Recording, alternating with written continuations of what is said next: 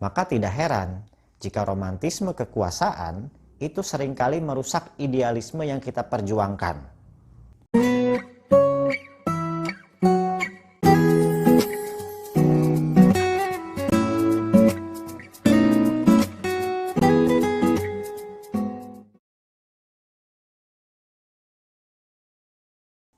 Assalamualaikum warahmatullahi wabarakatuh. Salam semuanya dan selamat datang kembali di Rumah Quorum, rumah khusus obrolan hukum. Berbicara tentang sistem ketatanegaraan di Indonesia, tentu tidak terlepas dari sejarahnya yang berkenaan dengan adanya amandemen Undang-Undang Dasar 1945 sebagai konstitusi negara. Amandemen atau perubahan Undang-Undang Dasar ini membawa perubahan besar terhadap sistem ketatanegaraan yang ada. Di antara perubahan-perubahan itu dapat kita ketahui menyangkut kekuasaan dan kewenangan lembaga-lembaga negara, ketentuan tentang hak asasi manusia, dan juga berkenaan dengan ketentuan yang menyangkut konsep demokrasi dan penyelenggaraannya. Di kesempatan kita kali ini, kita akan membahas berkenaan sistem ketatanegaraan Indonesia sebelum adanya amandemen di masa pemerintahan Orde Baru dan sesudah dilakukannya amandemen pasca adanya reformasi. Tapi seperti biasa, kita berdoa terlebih dahulu kepada Tuhan Yang Maha Kuasa, semoga kita senantiasa diberikan limpahan rahmat, karunia, serta ilmu yang bermanfaat.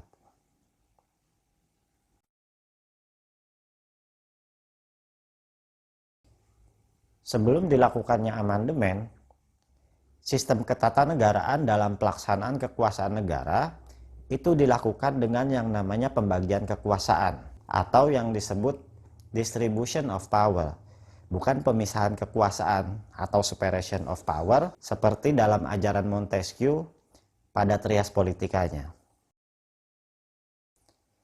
Adapun berkenaan dengan ketentuan mengenai lembaga-lembaga negara itu diatur pada pasal 1 sampai dengan 16, pasal 19 sampai dengan pasal 23 ayat 1 dan 5, serta pasal 24 Undang-Undang Dasar 1945.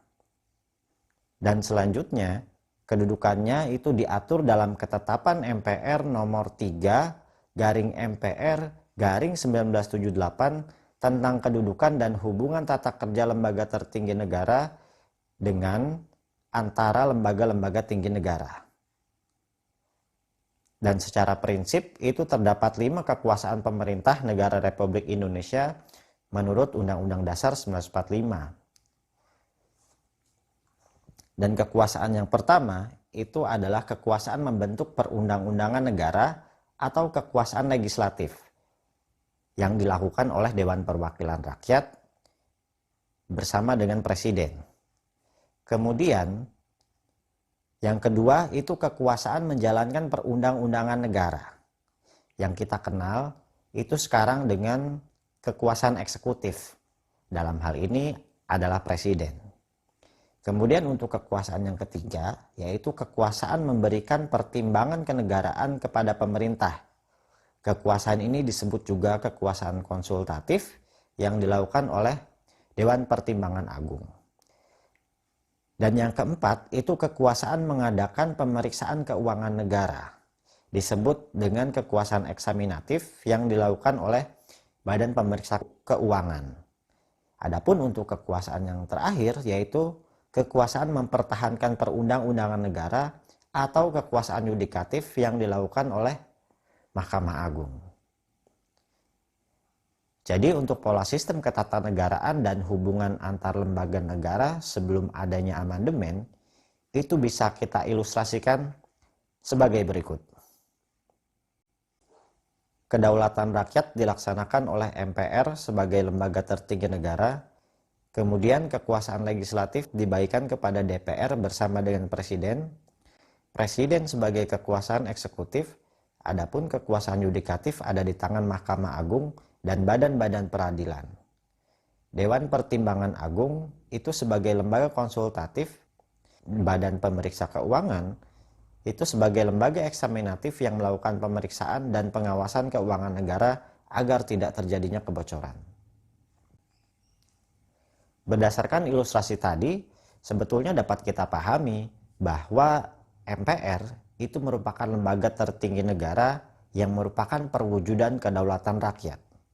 Adapun baik Presiden, DPR, Mahkamah Agung, Dewan Pertimbangan Agung, maupun Badan Pemeriksa Keuangan, itu merupakan lembaga tinggi negara yang secara kedudukan itu di bawah yang namanya MPR. Tapi pada masa pemerintahan Orde Baru, kenyataan berkata sebaliknya. MPR sebagai lembaga tertinggi negara maupun DPR yang seharusnya bisa mengawasi presiden, itu malah seolah-olah kedudukannya di bawah presiden. Hal ini disebabkan juga karena presiden, selain sebagai kekuasaan eksekutif, presiden juga memiliki kewenangan dalam membentuk undang-undang bersama DPR.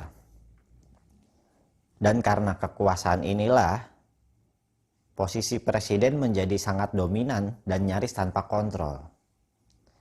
Bahkan dalam kekuasaan yudikatifnya atau dalam kekuasaan yudikatif pada badan peradilan, presiden dengan kekuasaan eksekutifnya itu memiliki kewenangan secara administratif dan keuangan atas badan peradilan agama dan peradilan militer, yang pada waktu itu peradilan agama secara administratif itu di bawah Departemen Agama, adapun untuk peradilan militer itu secara administratif di bawah Departemen Kehakiman. Maka dengan kekuasaan yang sangat besar dan yang nyaris tanpa kontrol tersebut, akhirnya banyak penyimpangan yang terjadi.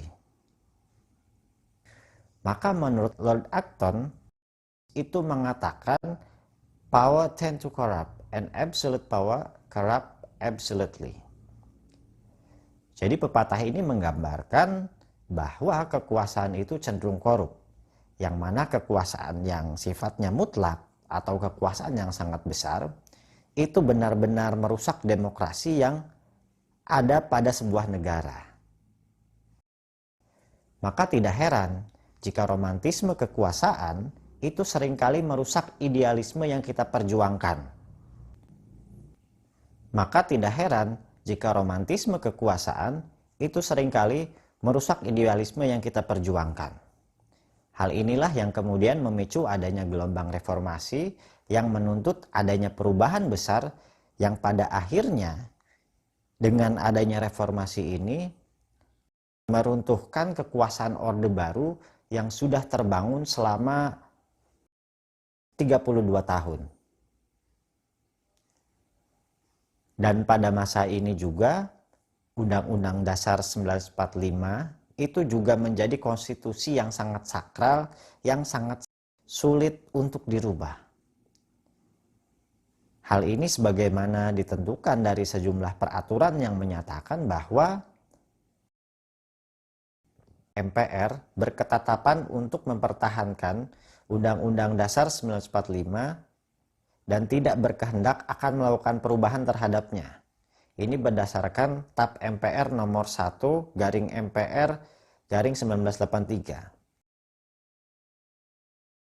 Bila MPR berkehendak mengubah Undang-Undang Dasar 1945, terlebih dahulu harus meminta pendapat rakyat melalui referendum.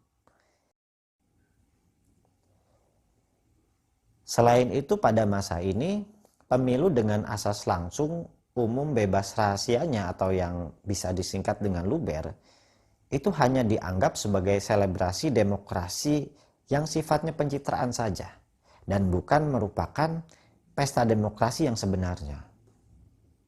Karena banyaknya terjadi penyimpangan baik secara prosedur di sana sini, bahkan pada pemilu ini juga bisa dikatakan ada yang mengatakan tidak lebih sebatas dari pemaksaan dan intimidasi untuk melanggengkan kekuasaan dari pemerintahan Orde Baru.